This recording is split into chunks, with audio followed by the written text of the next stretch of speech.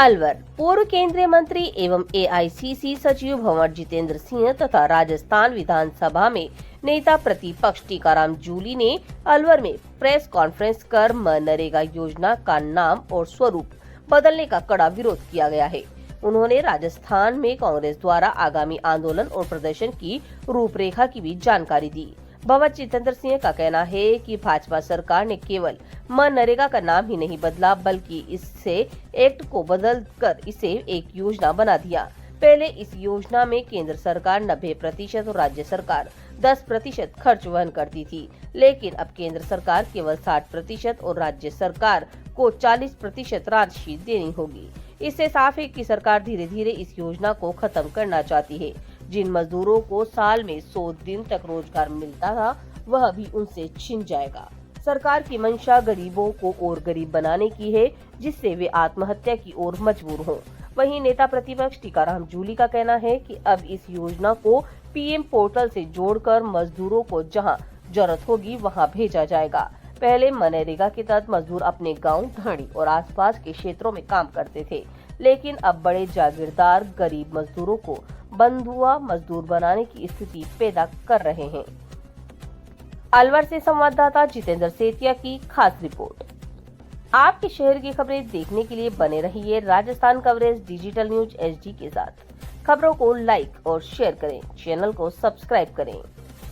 सरकार की चल रही है, छात्रवृत्ति में मिलनी चाहिए, पेंशन की योजना चल रही है, हमारे एससी एसटी के लिए जो अलग अलग स्कीमें चल रही हैं उनके लिए उनके पास पैसा नहीं है और नरेगा के अंदर कहां से लाएंगे वो पैसा।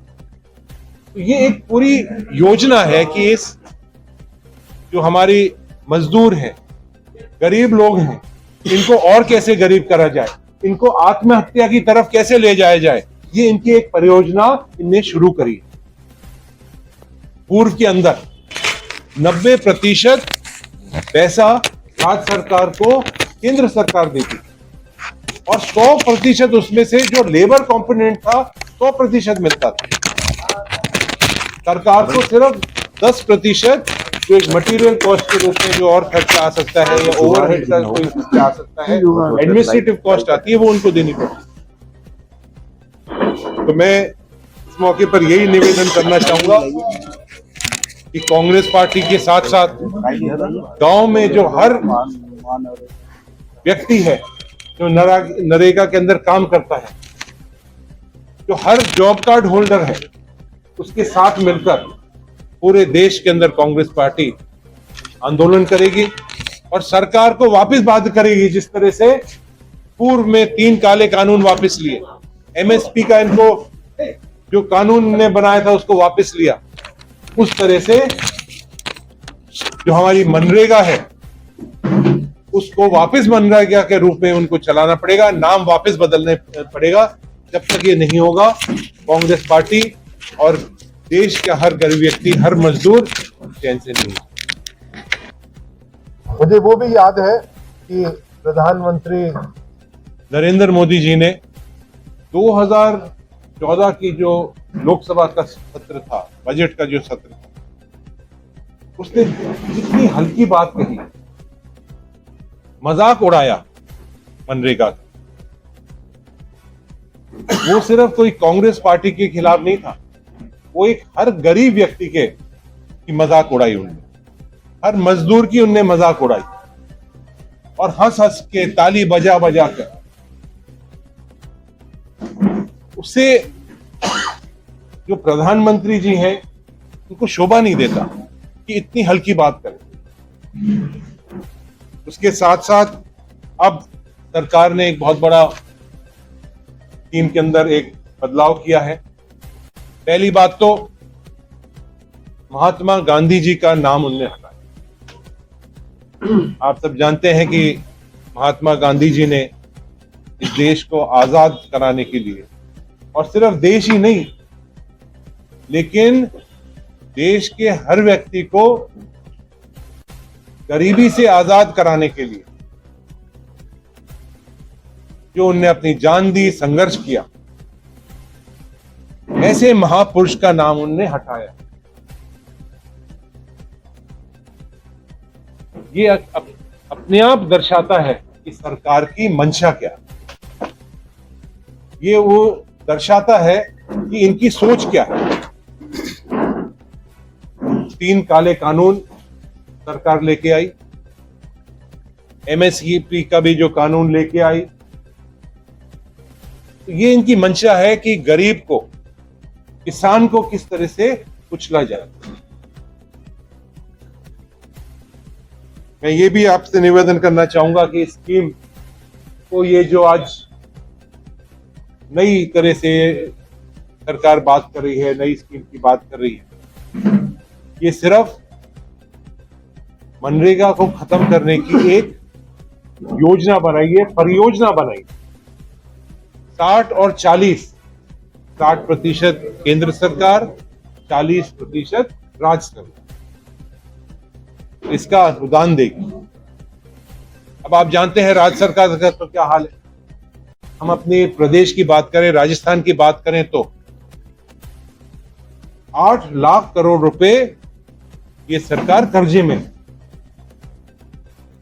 आज अस्पताल के अंदर डॉक्टर नहीं है, अस्पताल के अंदर दवाई नहीं मिलती है, रोड आप देख रहे हैं सारे टूटे हुए हैं, पानी के लिए, हैंडपंप लगाने के लिए, ट्यूबवेल लगाने के लिए सरकार के पास पैसा नहीं है। तो बजट कम कर देंगे, तो आप तो एक्ट को कमजोर कर रहे हैं ना। मोटा मोटी बात यही आ गई। आप इसको एक स्कीम के रूप में लेके आ गए और स्कीमों की हालत क्या है आप सब लोग देख रहे हैं। तो इसलिए हम सब लोग इसका विरोध कर रहे हैं। हम गांव गांव ढाणी ढाणी जाएंगे। हम मांग करते हैं मनरेगा को वापस उसी स्वरूप में लाया जाए और मनरेगा के जो मजदूर हैं उनकी मजदूरी भी 400 रुपए की जाए। आज उनकी मजदूरी कम है।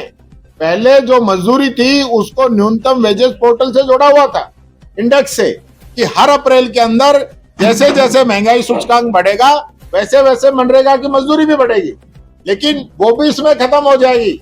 अब वो मजदूरी इससे नहीं बढ़ेगी, तो सरकार की दादागिरी हो जाएगी, तानाशाही हो जाएगी और धीरे धीरे इस स्कीम को ये लोग कमजोर कर देंगे। ये बात मैं कहना चाहता हूं। कैसे आप पार पाओगे कि आम आदमी को समझा पाओ? आप साहब ने कहा कि भाई हम कैसे काउंटर करो। बाबू साहब ने कहा कि हम उस जॉब कार्ड धारी को साथ लेंगे। हम बता रहे हैं, हम हर गांव में, हर डाणे में जाएंगे जहां मनरेगा के मजदूर जहां काम करते हैं, उन गांवों के दौरे होंगे। बाकायदा हमारे सांसद प्रत्याशी, विधायक प्रत्याशी, विधायक, पूर्व विधायक, डीसीसी, बीसीसी, मंडल, सब लोग गांव के अंदर जाएंगे। पूरा अभियान चलेगा जो कि 12 तारीख से लेकर 29 तारीख तक चलेगा। देखिए, मैं सभी पत्रकार साथियों का स्वागत करता हूं। हमारे बीच में हमारी एआईसीसी के महासचिव आदरणीय भंवर जितेंद्र सिंह जी, हमारे अलवर के प्रभारी पीसीसी से भाई बलराम यादव जी, पूर्व जिला अध्यक्ष योगेश मिश्रा जी, भाई संजय यादव जी, सभी कांग्रेस के लोग आप लोगों से आज इसलिए मिल रहे हैं कि मनरेगा का जो स्वरूप है उसको ये लोग चेंज कर रहे हैं। उदाहरण के तौर पर मैं आपसे 2-3 चीजें बताऊंगा जिनका इस योजना से जुड़ाव कहीं नजर आता नहीं। महात्मा गांधी जी के नाम पे जब ये योजना थी तो उसमें गरीब का दर्द नजर आता था, कमजोर का दर्द नजर आता था, लेकिन आज महात्मा गांधी जी का नाम हटा दिया गया। 100 दिन की कार्य योजना ऑन एवरेज अगर आप देखेंगे तो राजस्थान की एवरेज भी और पूरे देश की एवरेज भी 45 से 50 दिन के बीच में रही है। लेकिन अब जो है जुमला फेंका जा रहा है 125 दिन का, कि हम 125 दिन का रोजगार देंगे। आपने पूछा कि इफेक्ट क्या आएगा। सबसे पहला इफेक्ट ये आएगा कि जो 100% मजदूरी पहले भारत सरकार देती थी वो अब सिर्फ 60% मजदूरी भारत सरकार देगी।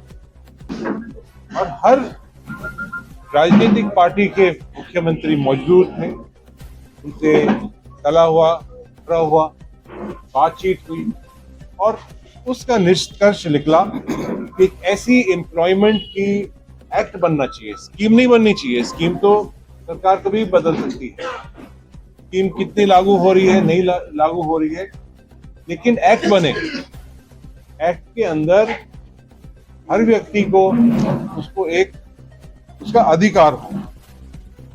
2005 में ये एक्ट लागू हुआ, की एक शुरुआत हुई और आपने देखा कि पूरे देश भर के अंदर जो आत्महत्या से, चाहे वो विदर्भ हो, चाहे वो राजस्थान का भी इलाका 12 और उधर का इलाका हो, चाहे वो उड़ीसा हो, चाहे वो झारखंड हो, और पूरे देश के अंदर ही बारिश की वजह से, मौसम की वजह से, बाढ़ की वजह से जो एक तरह से फसल नष्ट हो जाती थी, आत्महत्या के लिए चाहे उनको वेजेस नहीं मिलते थे, उनको काम नहीं मिलता था, तो ये एक जो एक्ट बना, ये जो एक रोजगार की स्कीम बनी, इससे जो एक गरीब व्यक्ति है, एक लेबर का व्यक्ति है, उसको एक तरह से तो मजबूती मिली, उसको एक सहारा मिला कि मैं 100 दिन का मेहनत करके अपना 2 रोटी खा सकता हूं, अपने परिवार को पाल सकता हूं।